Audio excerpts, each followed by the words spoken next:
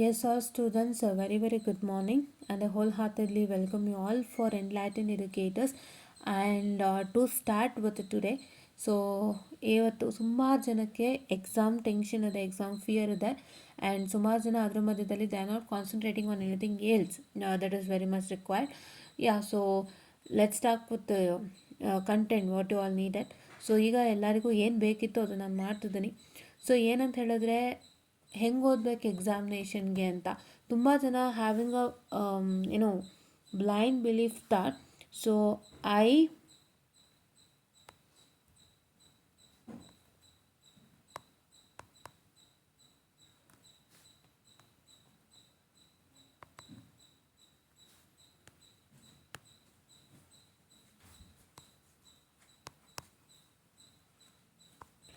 I hope you all can see. I have to study during gaps given. So gaps given ಅಂದರೆ ಏನು? ಒಂದು ಸಬ್ಜೆಕ್ಟಿಂದ ಇನ್ನೊಂದು ಸಬ್ಜೆಕ್ಟ್ಗೆ ಕೊಡೋ ಅಂಥ ಗ್ಯಾಪ್ ಮಧ್ಯದಲ್ಲಿ ನಾನು ಓದ್ತೀನಿ. No, 100% wrong. ಈ ತಪ್ಪನ್ನ ಆಲ್ಮೋಸ್ಟ್ ಎಲ್ಲರೂ ಮಾಡ್ತೀರಾ, ಈವನ್ ನಾನು ಕೂಡ ಮಾಡ್ತಾ ಇದ್ದೆ. And I got to know how well it's affecting. Fine. ಯಾವ ಥರ ಎಫೆಕ್ಟ್ ಆಗುತ್ತೆ ಅಂದರೆ ನೀವು ಓದಬೇಕಾದ್ರೆ ಕಾನ್ಸಂಟ್ರೇಷನ್ ಯಾಕೆ ಮಾಡಲ್ಲ, 200% ಆಲ್ಮೋಸ್ಟ್ ಕಾನ್ಸಂಟ್ರೇಷನ್ ಇಟ್ಟು ಮಾಡಲ್ಲ. ಯಾವಾಗ? ಇಂಟರ್ನಲ್ ಟೈಮಲ್ಲಿ ಓದಿರ್ತೀರಿ, ಅಲ್ಲಿದಲ್ಲಿಗೂ ಫೀ, ಮತ್ತು ನೆಕ್ಸ್ಟ್ ಇಂಟರ್ನಲ್ ಬರುತ್ತೆ, ಅದು ಓದಿರ್ತೀರಿ, ಅಲ್ಲಿದಲ್ಲಿಗೂ ಫೀ. ಹಾಗೆ like if you come back to the time of examination, you will start reading wherein you feel that I am reading for the very first time. Correct? ಇದೆಲ್ಲರಿಗೂ ಆಗುತ್ತೆ. ತಪ್ಪು. ಅಲ್ಲಿದಲ್ಲೇ ನೆನಪಿಟ್ಕೊಳ್ಳೋ ಮಟ್ಟಕ್ಕೆ ಓದಕ್ಕೆ ಟ್ರೈ ಮಾಡಿ. ಬಿಕಾಸ್ ನಾವು ಇಷ್ಟು ಕಷ್ಟಪಡ್ತಿರೋದು ಯಾಕೆ? ಮಕ್ಕಳಿಗೆ ಕಷ್ಟ ಆಗಬಾರ್ದು ಅಂತ. ನಾನು ನೋಡಿರೋಂಥ ಪ್ರತಿಯೊಂದನ್ನು ಕೂಡ ಹೇಳ್ತಾ ಇದ್ದೀನಿ. ಯಾಕೆಂದರೆ ಅದು ನಮ್ಗೆ ಅವಾಗ ಅಷ್ಟೊಂದು ಗೊತ್ತೂ ಇರಲಿಲ್ಲ. ನಮ್ಮ ಪರಿಸ್ಥಿತಿಗಳು ಹೇಗಿತ್ತು ಅಂದರೆ ಏನೂ ಗೊತ್ತಿಲ್ಲ. We were completely zero. We had teachers, ನಾವು ಕ್ಲಾಸ್ ಕೇಳ್ತಿದ್ವಿ. ಬಟ್ ಏನು ಅಂದರೆ ಬರೀ ಕ್ಲಾಸ್ ಕೇಳಿದರೆ ಸಾಕಾ? ಬರೀ ಕ್ಲಾಸ್ನ ಅರ್ಥ ಮಾಡಿಕೊಂಡ್ರೆ ಸಾಕಾ? ಕರೆಕ್ಟ್. ಇಲ್ಲಿ ನಾನು ಕ್ವಶನ್ ಕೇಳ್ತೀನಿ, you all try to answer. ಈಗ ಇಲ್ಲಿ ಲಿಸನಿಂಗ್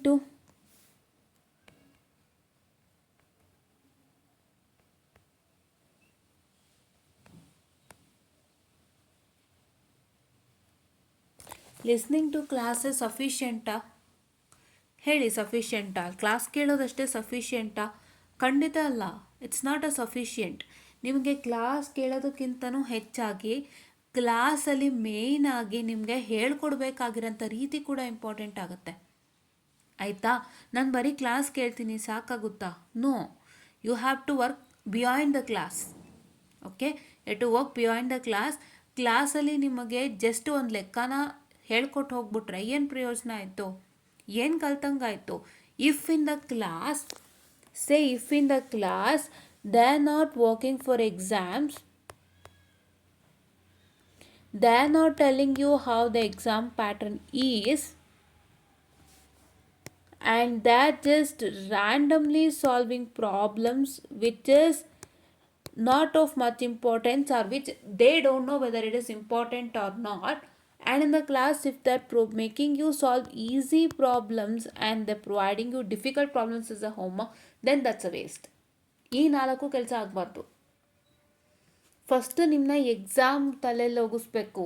ಯಾಕೆಂದರೆ ಇವೆಲ್ಲ ನಿಮಗೆ ಇನ್ ಫ್ಯೂಚರು ಬೇಕಾಗ್ಬೋದು, ಬೇಕಾಗ್ದೇನೂ ಇರ್ಬೋದು. 200% ಬೇಕಾಗಲ್ಲ. ಯಾಕೆ ಗೊತ್ತಾ?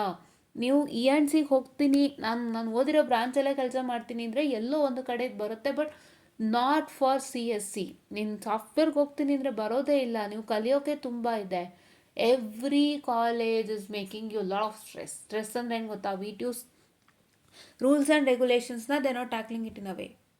That's what I am telling. ಇದೇ ಆಗ್ತಾ ಇರೋದು ಪ್ರಾಬ್ಲಮ್. VTU ಕಾಲೇಜ್ಗಳಲ್ಲಿ ರೂಲ್ಸ್ ಕೊಡ್ತಾರೋದನ್ನ ಟ್ಯಾಕಲ್ ಮಾಡೋಕ್ಕೆ ಬರ್ತಿಲ್ಲ. ನಿಮಗೆ ಇರೋ ಸಬ್ಜೆಕ್ಟೇ ಮುಖ್ಯ, ಅದೇ ಓದಿ ನೀವು ಮಾರ್ಕ್ಸ್ ತೊಗೋಬೇಕು ಅಂತಾರೋ ಹೊರತು they don't tell you to learn more and more certifications outside.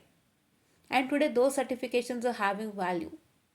that one who is knowing, one who is applying for an off-site campus.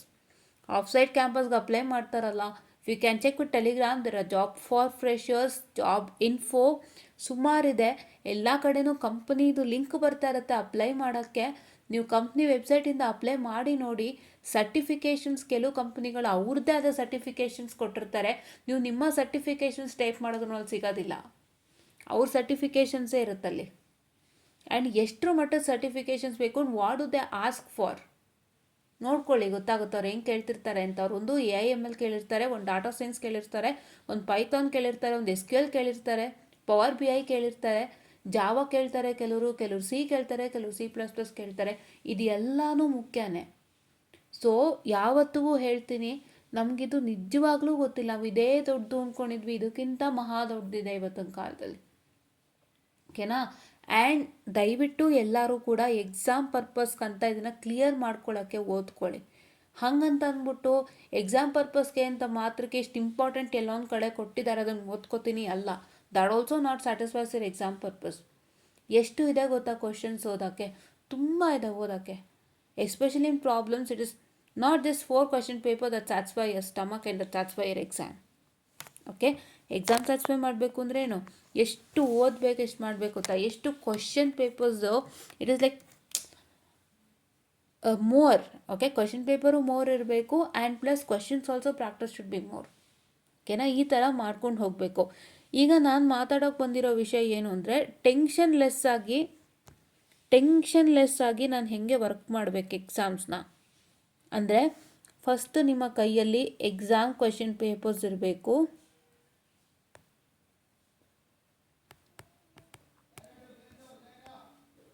Analyse that question paper completely. ಒಂದು 4 to 5 ತೊಗೊಂಡು analyse ಮಾಡಿ. 1ರಿಂದ ಗೊತ್ತಾಗಲ್ಲ. ಯಾಕೆ ಗೊತ್ತಾ? ನಾನು ನಿಮ್ಗೆ ಒಂದೇ ಹೇಳ್ತೀನಿ, 1ರಿಂದ ಗೊತ್ತಾಗಲ್ಲ. ಇವಾಗ ಒಂದು ಯಾವಾಗ ಆಗುತ್ತೆ, ಒಂದೇ ಕ್ವಶನ್ ಪೇಪರ್ ಯಾವಾಗ ಆಗುತ್ತಂದರೆ, it is start when your scheme is very new. Okay, ಈಗ 2022 ಸ್ಕೀಮ್ ತೊಗೊಳ್ಳೋಣ, just one example. 2022 scheme is very new, correct? So ಹಾಗಾಗಿ ಅವರು 5th ಸೆಮ್ ಮಕ್ಕಳು ಲಾಸ್ಟ್ ಟೈಮೇ ಅವ್ರಿಗೆ ಫಸ್ಟ್ ಪೇಪರ್ ಅಂದರೆ December January 2025 ಅವ್ರ ಫಸ್ಟ್ ಪೇಪರು. ಯಾರಿಗೆ? For whom? It is for the what I can say the 5th semester ಮಕ್ಕಳಿಗೆ last ಅವ್ರದ್ದೇ ಫಸ್ಟ್ ಪೇಪರ್. ಅದಾದಮೇಲೆ June July 2025ಗೆ ಸೆಕೆಂಡ್ ಪೇಪರ್ ಬಂದಿದೆ, ಅದು ಬ್ಯಾಕ್ಲಾಗ್ ಪೇಪರ್. ಸೊ 2 ಪೇಪರ್ ಇದೆ. ಸೊ ಅಂಥ ಟೈಮಲ್ಲಿ you get only 2 papers. But specially for DSP and signals and system there are separate question papers. DSPಗೆ ಸಪ್ರೇಟ್ ಇದೆ, ಸಿಗ್ನಲ್ಸ್ ಆ್ಯಂಡ್ ಸಿಸ್ಟಮ್ಗೆ ಸಪ್ರೇಟ್ ಇದೆ. But one thing I wanted to tell us, for this particular combination of signals and system and DSP, which is named as DSP itself in the 22 scheme, you are getting only 2 sets of question paper. Analyze the 2 sets of question paper properly. So ನಿಮಗೆ ಹೇಗೆ questions ಕೊಟ್ಟಿದ್ದಾರೆ, ಯಾವ ಟಾಪಿಕ್ಕಿಂದ ಕೊಟ್ಟಿದ್ದಾರೆ ಅಂತ ಗೊತ್ತಾಗುತ್ತೆ. ಅದಾದಮೇಲೆ ಏನು ಮಾಡಬೇಕು, you have to take 2 question papers. After that you can see that please to take a screenshot if needed. Okay, so ಅದಾದಮೇಲೆ take DSP question paper, separate question paper, that is 18 EC 52,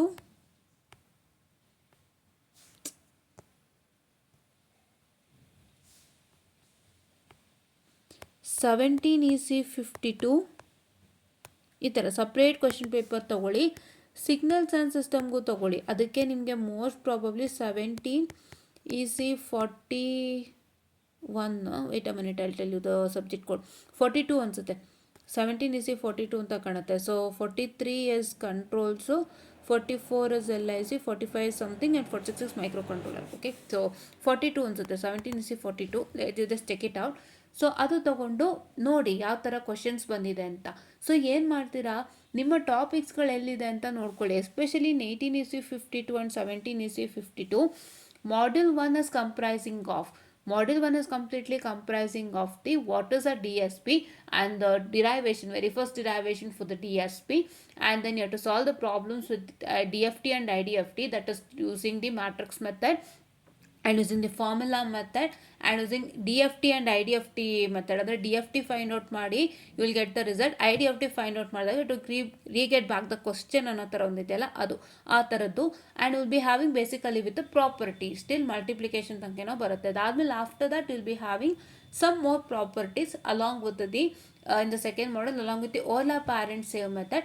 ಅದಾದಮೇಲೆ overlap parent save method ಎಲ್ಲ ಬರುತ್ತೆ. ಅದಾಗ್ದಂಗೆ next will be having with the DIT F50 and DIF F50. That's also included in module 3. ಅದು module 3 ಬರುತ್ತೆ, DIT and DIF ಬರುತ್ತೆ. ಅದಾದಮೇಲೆ in module 4 will be having with the what I can say the ಇದು ಯಾವುದು this one, which one, fast Fourier transform F50 and inverse Fourier transform, that's IF50 something is there, no? So ಅದು ಬರುತ್ತೆ ನಿಮಗೆ ಇನ್ 17 scheme.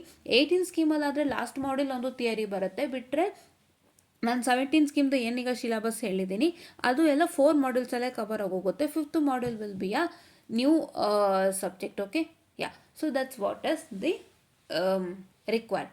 ಓಕೆನಾ? So ಈ ಥರ syllabus ಇರುತ್ತೆ. Check ಮಾಡಿಕೊಂಡು ನಿಮ್ಮ ಸಿಲೆಬಸ್ ನೋಡ್ಕೊಳ್ಳಿ, ಅದು ಕಂಪೇರ್ ಮಾಡಿ ಎಲ್ಲೆಲ್ಲಿದೆ ನೋಡಿಕೊಂಡು ನೀಟಾಗಿ ಅನಲೈಸ್ ಮಾಡ್ಕೊಳ್ಳಿ. Okay, first you analyse your 22 scheme question paper and keep it as it is. That analysation will make you 100% ಅಲ್ಲ 50% ನಿಮ್ಮನ್ನು ಒಂದು ದಡಕ್ಕೆ ತಂದು ನಿಲ್ಲಿಸುತ್ತೆ. ನಿಮಗೆ ಟೆನ್ಷನ್ ಕಮ್ಮಿ ಆಗುತ್ತೆ. ಯಾರಿಗೆ ಕ್ವೆಶನ್ ಪೇಪರ್ ಗೊತ್ತಾಗೋದಿಲ್ವೋ, ಯಾರಿಗೆ ನನಗೆ ಕ್ವೆಶನ್ ಪೇಪರ್ಸ್ ಇದು ಯಾವ ಥರ ಲೆಕ್ಕ ಬರುತ್ತೆ ಅಂತ ಗೊತ್ತಿರೋದಿಲ್ವಾ, one who studying blindly they suffer a lot in exam. ಇದು ನನ್ನ ಓಪನ್ ಹಾರ್ಟೆಡ್ ಒಪಿನಿಯನ್, ನಾನೇ ಅನುಭವಿಸಿದ್ದೀನಿ. ಕ್ವೆಶನ್ ಪೇಪರ್ ನೋಡದೆ ನೀವು ಎಕ್ಸಾಮ್ಗೆ ಹೋಗ್ತೀರಾ ಅಂದರೆ ತುಂಬಾ ಕಷ್ಟ ಆಗುತ್ತೆ. Don't study blindly. Blind studies 100% waste. ಜಾಣ್ ತಂದಿನ ಕೆಲಸ ಮಾಡ್ತೀರಾ ಅಂದರೆ ಕ್ವೆಶನ್ ಪೇಪರಿಂದ ಮಾತ್ರ ಸಾಧ್ಯ. ಎಷ್ಟು ಕ್ವೆಶನ್ ಪೇಪರ್ ನೋಡ್ತೀರಾ, ಎಷ್ಟು ಕ್ವಶನ್ಸ್ ನೋಡ್ತೀರಾ, ಅಷ್ಟು ನಿಮಗೆ ಅರ್ಧ ಧೈರ್ಯ ಬರುತ್ತೆ, ಬಲ ಬರುತ್ತೆ. ಬೇರೆ ಎಲ್ಲಿಂದನೂ ಬಲ ಬರೋಕ್ಕೆ ಸಾಧ್ಯ ಇಲ್ಲ. ನಿಮ್ಗೆ ಯಾವುದೇ ಮಾತುಗಳಾಗಲಿ ಅಥವಾ ಟೀಚರ್ಸ್ಗಳೊಂದಿಷ್ಟು ಹೇಳ್ತಿರ್ತಾರಲ್ಲ, ಅದಕ್ಕಿಂತನೂ ಕ್ವೆಶನ್ ಪೇಪರೇ ದೊಡ್ಡ ಬಲ. ಹೌದಾ? ಆ ಬಲನ ಫಸ್ಟ್ ಮಾಡ್ಕೊಳ್ಳಿ. ನಾನು DSPಗೆ ಮಾತಾಡ್ತಾ ಇದ್ದೀನಿ ಅಂತ ಅಂದ್ಕೋಬೇಡಿ, ಎಲ್ಲ ಸಬ್ಜೆಕ್ಟ್ಗೂ ಇದೇ ಆಗೋದು. ನೆಟ್ವರ್ಕಿಗೆ ತಗೋತೀರಾ, ನೆಟ್ವರ್ಕಿಗೆ ಎಷ್ಟು ಹಳೆ ವರ್ಷದ ಕ್ವೆಶನ್ ಪೇಪರ್ ಇದೆ ಅಷ್ಟು ನೋಡ್ರಿ. ನೆಟ್ವರ್ಕಿಗೆ ಒಂಥರ ನಿಮಗೆ ಸ್ಟ್ರೆಂತ್ ಬರುತ್ತೆ. ನೆಟ್ವರ್ಕಲ್ಲಿ ಸ್ಪೆಷಲಿ ಕ್ವಶನ್ಸ್ಗಳು ಸ್ವಲ್ಪ ಒಂಚೂರು ಆ ಕಡೆ ಮಾಡ್ತಾನೆ. ಕೆಲವೊಂದು ಈಗ ಫಿಗರ್ಗಳಲ್ಲೇ ನಿಮಗೆ ಎಲ್ಲೆಲ್ಲೋ ಐ ಕೊಟ್ಬಿಡ್ತಾನೆ, ಎಲ್ಲೆಲ್ಲೋ ವಿ ಕೊಟ್ಬಿಡ್ತಾನೆ ಫಿಗರಲ್ಲಿ. ಸೊ ಅಲ್ಲಿ ನಾನು ಹೆಂಗೆ ಫೈಂಡ್ ಔಟ್ ಮಾಡಬೇಕಂದ್ರೆ ಇದಾಗುತ್ತೆ. ಓಕೆ, ಬಟ್ ನಿಮಗೆ ಅಟ್ಲೀಸ್ಟ್ ಹೆಂಗೆ ಬರುತ್ತೆ ಪೇಪರ್ ಅನ್ನೋದು ನೋಡ್ಬೋದಲ್ಲ. ಸೊ ಅಟ್ಲೀಸ್ಟ್ ಒಂದು ನಿಮಗೆ 2017 ತೊಗೋಬಿಟ್ರೆ network, you will get lot of question paper till 2025 I say. ಓಕೆನಾ? ತೊಗೊಳ್ಳಿ, ಬರುತ್ತೆ, ತುಂಬ ಸಿಗುತ್ತೆ, ಮಾಡ್ಕೊಳ್ಳಿ. And even for your what I can say the control system back ಇರೋರು ಅವ್ರಿಗೂ ಕೂಡ 2017 ತೊಗೊಂಡ್ರೆ 25 ತನಕ ಸಖತ್ ಕ್ವಶನ್ಸ್ ಬರುತ್ತೆ, ಕ್ವಶನ್ ಪೇಪರ್ಸ್ ಸಿಗುತ್ತೆ. ಎಲ್ಲ ನೋಡ್ಕೊಳ್ಳಿ, ಒಂದು ಲಿಸ್ಟ್ ಮಾಡ್ಕೊಳ್ಳಿ. ನಾನು ಯಾವ ಥರ ಓದಬೇಕು, ಏನೇನು ನಾನು ಮಾಡ್ತಾ ಇದ್ದೀನಿ, ಏನು ಮಾಡಬೇಕು, ಏನು ಮಾಡ್ಬೋದು, ಹೆಂಗೆ ಕೊಟ್ಟಿದ್ದಾರೆ ಕ್ವಶನ್ಸು ಎಲ್ಲ ಒಂದು ನೀಟಾಗಿ make an analysis of a question paper. After you analyse ಮಾಡಿದ್ಮೇಲೆ ನಿಮ್ಗೆ ಅರ್ಥ ಆಗಿರುತ್ತೆ, ಹೀಗೆ ಬರುತ್ತೆ, ನಾನು ಇದೇ ವರ್ಕೌಟ್ ಮಾಡಬೇಕು ಅಂತ ಹೇಳಿ start working out with more questions on the same topic on the same pace. ಓಕೆನಾ? ಆ ಥರ ವರ್ಕ್ ಮಾಡಿದ್ರೆ ತುಂಬ ಈಸಿಯಾಗಿ ಕೆಲಸ ಆಗುತ್ತೆ. ಇಷ್ಟು ನೀವು ಮಾಡಿ ಖಂಡಿತ ಕ್ಲಿಯರ್ ಮಾಡ್ಕೋತೀರಾ. ಎಷ್ಟು ದಿನದಿಂದ ಶುರು ಮಾಡಬೇಕು ಅಂತಲ್ಲ, ಈಗ ರೈಟ್ ನಾವಿಂದನೇ ಶುರು ಮಾಡಬೇಕು. ಕೊಟ್ಟಿರೋ ಟೈಮಲ್ಲೇ ನಾನು ಓದ್ತೀನಿ ಅಂದರೆ ಖಂಡಿತ ಆಗೋದಿಲ್ಲ. ಕೆಲವ್ರಿಗಾಗುತ್ತೆ, ಕೆಲವ್ರಿಗಾಗಲ್ಲ. ದಯವಿಟ್ಟು ಜ್ಞಾಪಕದಲ್ಲಿ ಇಟ್ಕೊಳ್ಳಿ, ನನಗೆ ಸ್ಪೆಷಲಿ ಹಿಂದಿನ ದಿನ ಓದಿದ್ರೆ ತಲೆಯಲ್ಲಿರಲ್ಲ. ನಾನು ತುಂಬ ದಿನದಿಂದ ಓದಿರಬೇಕು. I have to make a revision so that will help me out. ಆ ಥರ ಇರೋ ಮಕ್ಕಳು ತುಂಬ ಇದ್ದಾರೆ. ಸೊ ಅವರೆಲ್ಲರೂ ದಯವಿಟ್ಟು ಇವಾಗಿಂದನೇ ಮಾಡಿ. ಇಷ್ಟನ್ನು ಮಾಡ್ತೀರಾ ಅಲ್ವಾ? ಆ್ಯಂಡ್ ನಮ್ಮ ಯೂಟ್ಯೂಬ್ ಚಾನಲ್ ಚೆಕ್ಔಟ್ ಮಾಡಿದ್ರೆ ತುಂಬ ವೀಡಿಯೋಸ್ ಇದೆ.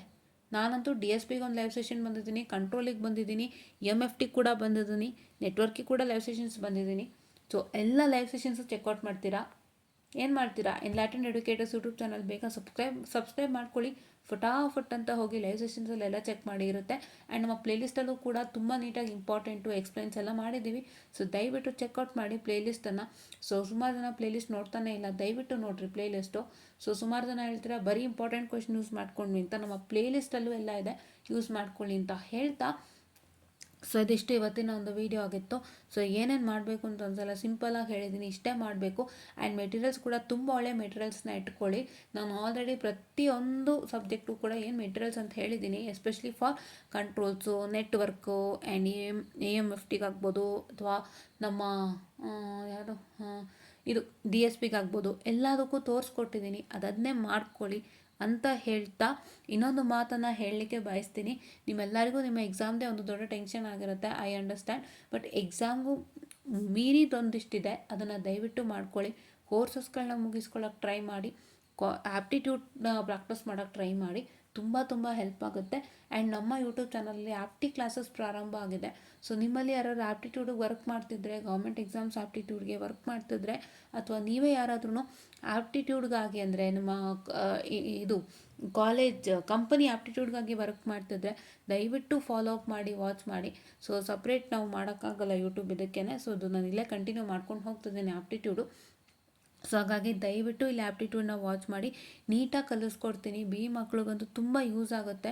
ಸೊ ಯಾರ್ಯಾರೆಲ್ಲ ಇನ್ನೂ ಆಪ್ಟಿಟ್ಯೂಡ್ ಬಗ್ಗೆ ಯೋಚನೆನೂ ಮಾಡ್ತಾ ಇಲ್ಲ, ಇವಾಗಲೇ ಅದಕ್ಕೆ ಹೋಗು ನಾನು 7th ಸೆಮ್ಮಲ್ಲಿ ಕಲ್ತ್ಕೊತೀನಿ ಅನ್ನೋರು ದಯವಿಟ್ಟು ಅಂತ ತಪ್ಪು ಮಾಡಬೇಡಿ. ಆ ಡೆಟ್ ಮೇಲೆ ಗುಡ್ ಡೆಟ್ ಹಾಕೋಕ್ಕಾಗಲ್ಲ. ಆನ್ಲೈನ್ ಅನ್ನೋದು ಕೋವಿಡ್ ಟೈಮಿಂದ ಬಂದ್ಬಿಡ್ತು ಆಪ್ಟಿಟ್ಯೂಡ್ಗೆ ಎಸ್ಪೆಷಲಿ, ಬಿಕಾಸ್ ಅವಾಗ ಬಂದಿಲ್ಲಿ ಆನ್ಲೈನ್ ಕಂಡಕ್ಟ್ ಮಾಡೋಕ್ಕಾಗ್ತಿರ್ಲಿಲ್ಲಲ್ಲ. ಸೊ ಹಾಗಾಗಿ ಬಟ್ ಆದರೂ ಕೂಡ ಕೋವಿಡ್ ಟೈಮಿಂದನೇ ಬಂದುಬಿಟ್ಟು ನೀವು ಮನೇಲೇ ಕೂತು ಮಾಡೋಂಥ ಅವಕಾಶ ಇದ್ದರೂ ಎಷ್ಟು ಸ್ಟ್ರಿಕ್ಟ್ನೆಸ್ ಇದೆ ಅಂತ ಲಾಸ್ಟ್ ವೀಡಿಯೋಲಿ ಇನ್ಫಾರ್ಮ್ ಮಾಡಿದ್ದೆ. ಆ್ಯಂಡ್ ಅದೇ ಸ್ಟ್ರಿಕ್ಟ್ನೆಸ್ಸಿಂದಾಗಿ ನೀವು ತುಂಬ ಮಾರ್ಕ್ಸ್ ಕಳ್ಕೊತೀರಾ. ನೀವು ಚೆನ್ನಾಗಿ ಆ್ಯಪ್ಟಿಟ್ಯೂಡ್ನ ಅರ್ಥ ಮಾಡ್ಕೊಂಡಿದ್ರೆ, ವರ್ಕ್ ಮಾಡಿದರೆ ಖಂಡಿತ ನೀವು ಜಯಿಸ್ತೀರಾ. ಫಸ್ಟ್ ರೌಂಡು ನಿಮಗೆ ಬೇಕಾಗಿರೋದೇ 2, ಒಂದು ಆ್ಯಪ್ಟಿಟ್ಯೂಡ್ ಬೇಕು,